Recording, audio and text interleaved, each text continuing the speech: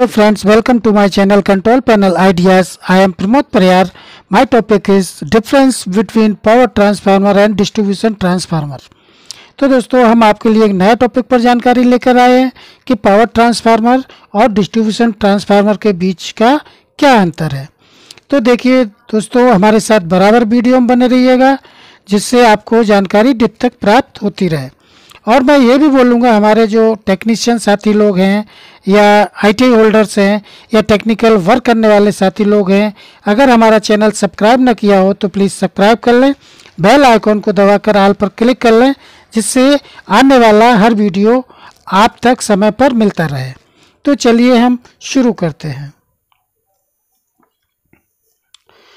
आज हम power transformer और डिस्ट्रीब्यूशन ट्रांसफार्मर के बीच का अंतर को जान लेंगे। यह प्रश्न लगभग सभी इलेक्ट्रिकल इंटरव्यू से में पूछा जाता है। Power and distribution transformer difference.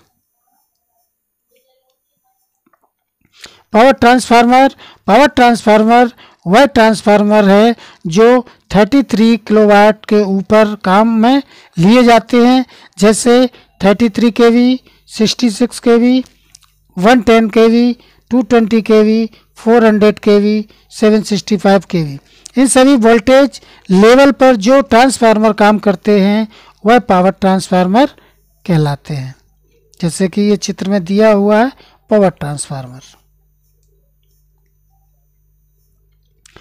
Distribution transformer वह ट्रांसफार्मर जो कि 11 किलोवाट और इससे कम वोल्टेज पर काम करते हैं, जैसे 11 केवी, 66 केवी, 33 केवी, 415 केवी, 220 केवी। इन वोल्टेज पर काम करने वाले ट्रांसफार्मर को डिस्ट्रीब्यूशन ट्रांसफार्मर कहते हैं। 33 केवी और इसके ऊपर के वोल्टेज पर काम करने वाले ट्रांसफार्मर पावर ट्रांसफार्मर कहलाते हैं और 33 केवी के नीचे के वोल्टेज वाले ट्रांसफार्मर डिस्ट्रीब्यूशन ट्रांसफार्मर कहलाते हैं। जैसा कि ये दिया हुआ है distribution transformer. Power and distribution transformer में अंतर।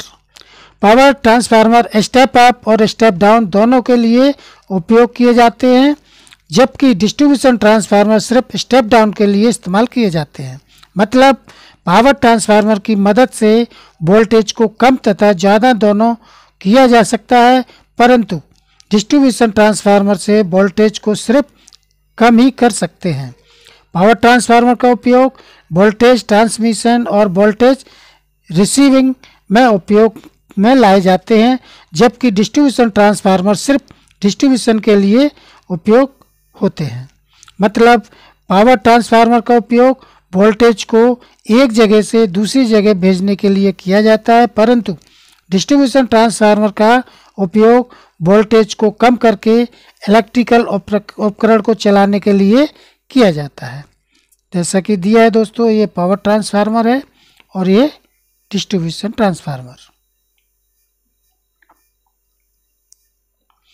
डिस्ट्रीब्यूशन ट्रांसफार्मर को आखिरी ट्रांसफार्मर एंड ट्रांसफार्मर भी कहते हैं, क्योंकि यह हमारे इलेक्ट्रिकल सिस्टम के अंदर सबसे आखिरी में लगाया जाता है।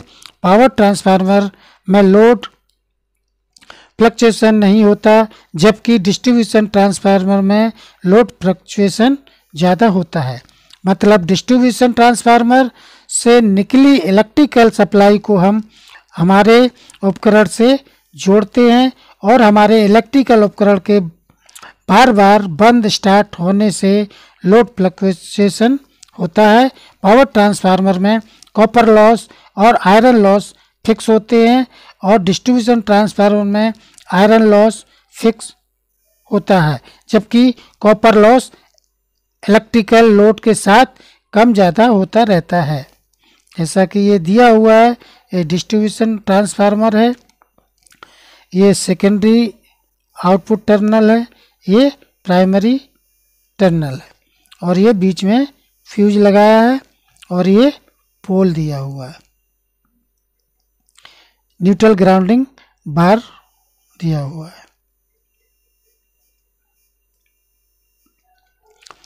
पावर ट्रांसफार्मर की फ्लक्स डेंसिटी काफ़ी ज़्यादा होती है, जबकि डिस्ट्रीब्यूशन ट्रांसफार्मर की फ्लक्स डेंसिटी कम होती है। यह एक मुख्य कारण है पावर ट्रांसफार्मर की एफिशिएंसी अच्छी होने का। पावर ट्रांसफार्मर में टेप चेंजर के उपयोग की ज़रूरत कम होती है, जबकि डिस्ट्रीब्यूशन ट्रांसफार्मर में हम टेप चेंज का इस्तेमाल अधिक करते हैं। टेप चेंजर का उपयोग आउटपुट में मिलने वाली वोल्टेज को कम ज़्यादा करना। पावर ट्रांसफार्मर की साइज काफ़ी ज़्यादा होती है, जबकि डिस्ट्रीब्यूशन की साइज काफ़ी कम होती है। पावर ट्रांसफार्मर काफ़ी महंगे होते हैं। इन ट्रांसफार्मर की कीमत डिस्ट्रीब्यूशन ट्रांसफार्मर से 15 गुना ज़्यादा होती है। डिस्ट्रीब्यूशन ट्रांसफार्मर की कीमत कम होती है। जैसे कि दोस्तों दिया हुआ ये टेप चेंजर है।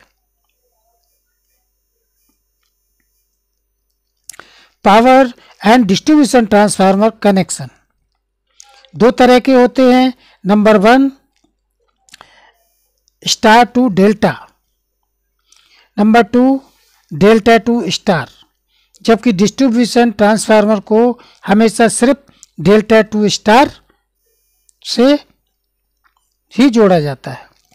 जैसा कि दोस्तों देख रहे हैं चित्र में दिया हुआ है डेल्टा एंड स्टार कनेक्शन।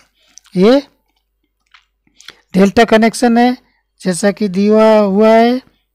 एक कॉइल है, एक सेकंड कॉइल हो गया, और ये R3 आपका थर्ड कॉइल हो गया। तो R1 R2 R3 ये कॉइल हो गया। इनका R1 R3 का सिरा शॉर्ट करके ए पॉइंट बनाया है। R1 R2 का सिरा शॉर्ट करके कॉइल का बी बनाया है, और R3 R2 का शॉर्ट करके सी पॉइंट बनाया हुआ है। तो दोस्तों ये 3 पॉइंट हमारे हो गए। और ये स्टार कनेक्शन दिया हुआ है RA RB RC। ये 3 कॉइल हैं। तीनों कॉइल का एंड सिरा शॉर्ट कर देते हैं, यहाँ से न्यूट्रल बनकर रेडी हो जाता है। और ये A B C ये इनमें हमारा सप्लाई रहता है 3 फेज। इसी तरह ये डेल्टा दिया हुआ है और ये स्टार दिया हुआ है।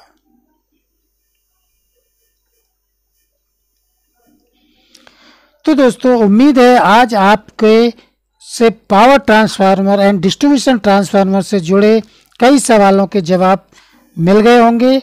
अगर आपके आपके अभी भी कोई सवाल इंजीनियरिंग से जुड़े हैं तो आप हमें कमेंट करके ज़रूर बताएं। आपका दोस्त कंट्रोल पैनल आइडिया से जुड़ने के लिए आपका धन्यवाद। अगर आप इलेक्ट्रिकल की वीडियो हिंदी में देखना पसंद करते हैं तो आप हमारे YouTube channel control panel ideas ज़रूर विजिट करें।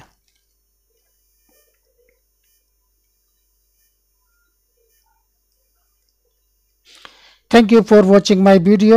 Please subscribe